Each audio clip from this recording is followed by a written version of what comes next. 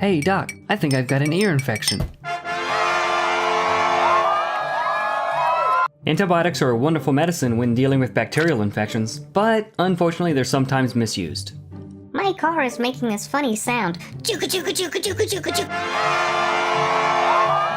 When antibiotics are misused, it can lead to them suddenly not working anymore.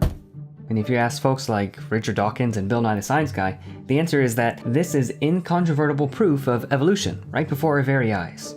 It's an evolutionary arms race, they say. As our weapons of medical warfare get stronger and more sophisticated, so too the bugs we're fighting are getting stronger. They're evolving better defenses, making them immune to the best we can throw at them. The power of natural selection and random mutation laughs at our incompetent medical prowess.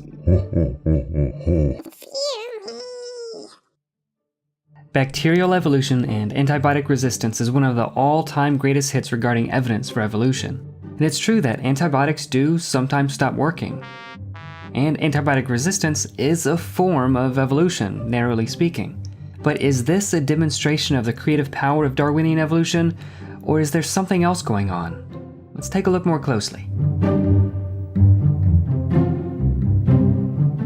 Let's get to know these bacteria killers we affectionately call antibiotics. How do they keep us alive? Where do they come from? What's their favorite kind of ice cream? There's a lot of ways for antibiotics to defeat bacteria. Some explode it. Some gum up the works. Some starve the little bugs out. Others prevent them from multiplying, and so on. But there's essentially only one or two ways that bacteria can become resistant to antibiotics. The first and most common way bacteria gain resistance is that it's always been there. Antibiotic-resistant bacteria actually pre-exist the invention of modern antibiotics. There's an interesting story of some Arctic explorers from back in the 1800s. Turns out they froze to death before the discovery and use of antibiotics. Some morbid scientists found them recently and took samples of their gut bacteria and found that they already had resistance to some of our most powerful modern antibiotics. Just like some people are naturally short and immune to limbo bars, some bacteria naturally have a pre-existing resistance to antibiotics. Not because they've gained this ability after an encounter with the antibiotic, but it's just always been the case. That said, bacteria do have a neat special ability that short people don't have. They love to share. Not just cooking recipes and financial advice, but super personal things like their very own DNA. They'll swap loops of DNA called plasmids in a process called horizontal gene transfer, or HGT. Like third graders with Pokemon cards, they have no idea how they got them or even what they do, but they'll trade them back and forth, and occasionally, they'll share these resistance genes. Nothing new has been made or evolved though. Bacteria already had the ability to trade plasmids, and the genes for resistance already existed before antibiotics. This is hardly an arms race, and it's not a demonstration of Darwinian creative power, since there's no new mutations and no new genes that have been made. Not only that, but these extra resistance genes are frequently a net negative on fitness. Bacteria with extra useless genes tend to be less fit than regular old vanilla bugs. Imagine you're in a foot race. You usually don't need a duffel bag filled with camping supplies, a pickaxe, spare bowling balls, and a weed whacker during your typical foot race. If you do, great. Otherwise, it's a huge waste of energy lugging all of that stuff around, and it makes you less competitive. Bacteria with extra genetic load tend to be less fit than regular old vanilla bugs. What about mutations though? This is the second less common, but more interesting way that bacteria develop resistance to antibiotics. How does it work? Scientists are aware of pre-existing resistance. So to exclude it as a possibility in experiments, they can start with a single normal, non-resistant bacteria and let that multiply over and over again, and eventually the bacteria population can still develop resistance on its own. Here's how.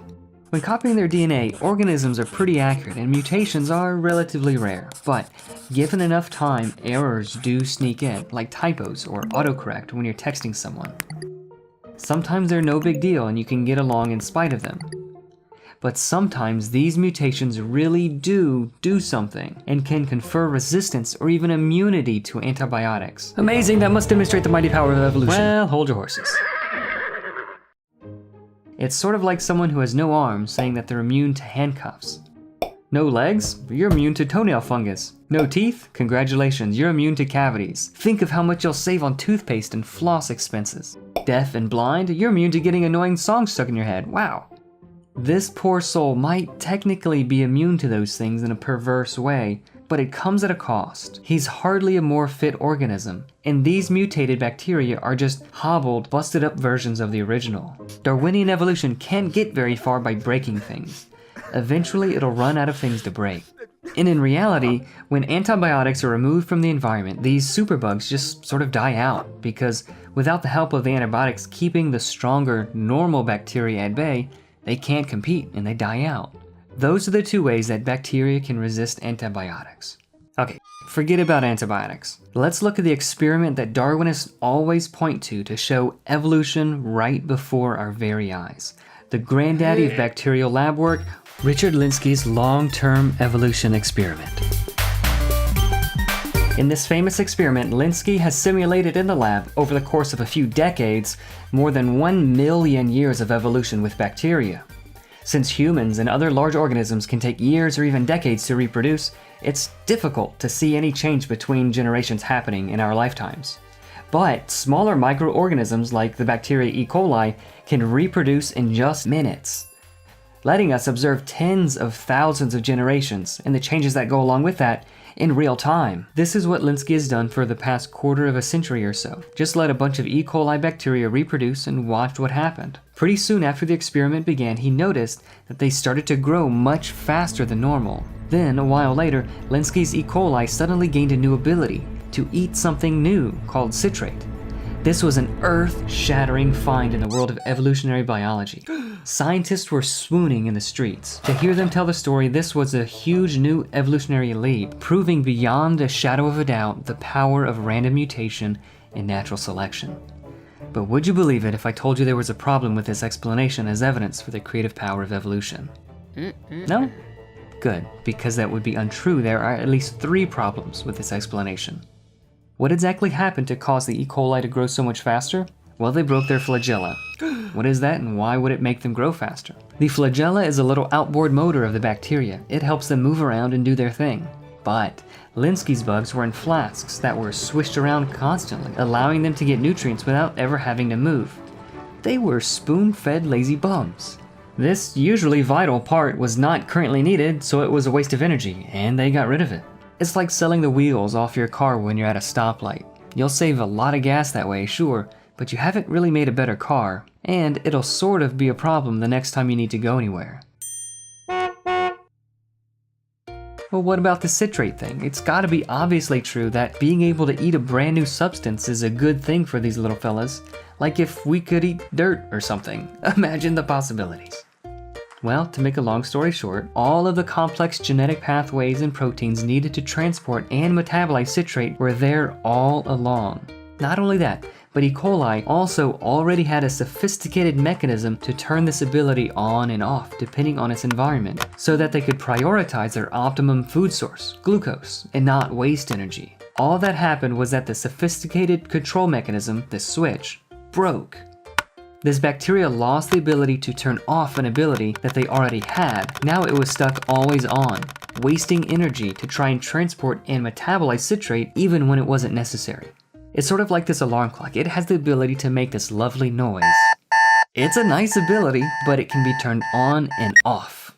But what if the alarm clock was broken so that it made that noise forever and could never be turned off? Much better, right?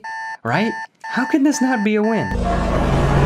Sometimes it's good for your alarm clock to make noise, but it's very good to be able to turn it off too.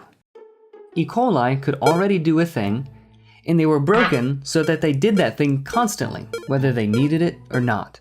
Maybe you call that evolution, but Darwinian evolution demands innumerable new genes, new proteins, new body plans, new organs, and complex characters that we see in nature. This is not that. It's equivocation, using language so ambiguously that it misleads. For example, Aristotle was Greek. Greek is a delicious kind of food. Aristotle must have been delicious. Evolution has so many definitions that it's sometimes difficult to pin down what is meant by it. One could mean a shift in pre-existing populations, like Darwin's finches or peppered moths. or breeding or cultivation like dogs or plants. But these are miles apart from extrapolating random mutation and natural selection can build new organs or body plans, or universal common ancestry, zucchini are related to tuna fish, which is even further apart from the wild claim that it all happens strictly through materialistic processes. Darwinists equivocate when evidence is presented to prove one definition of evolution, where there is evidence and everybody agrees, and then another definition is quietly swapped in based on wild extrapolations to hoodwink people who aren't paying close enough attention. To extrapolate from antibiotic resistance to the larger kinds of changes evolution would need to make new animals is kind of like saying, last week, this cow could jump 1 foot high. This week, she can jump 2 feet high. Doubling at that rate in just 30 more weeks, she'll be able to jump clear over the moon. It's a bad extrapolation. There's a hard limit to how high cows can jump. And there's a hard limit to the time and populations available to evolution, and to the number of features bacteria can break before running out of things to break. Darwin didn't write a book called How Pre-Existing Organisms Break Themselves. He purported to explain how novel species came about from a single common ancestor. And at least as far as this is concerned, it was a failure. Darwin can't get very far by squandering pre-existing genetic information. Darwin's mechanism creates variation largely by throwing genetic information overboard and selecting for damaged or broken genes, blissfully unaware that it's marooning itself on an island of genetic fragility, making organisms, ironically, less able to adapt in the future, thus hindering larger scale changes from accumulating. There's an old joke that perfectly summarizes what's going on. Wow, you're so rich. What's your secret to becoming a millionaire? Oh, it's easy. First start with $1 billion and then light a bunch of it on fire.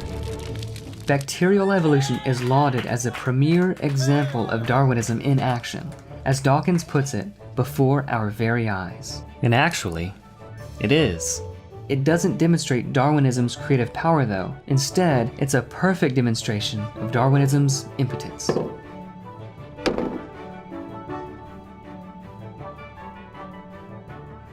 Make sure you're subscribed and ring the bell so you're notified when the next videos are released.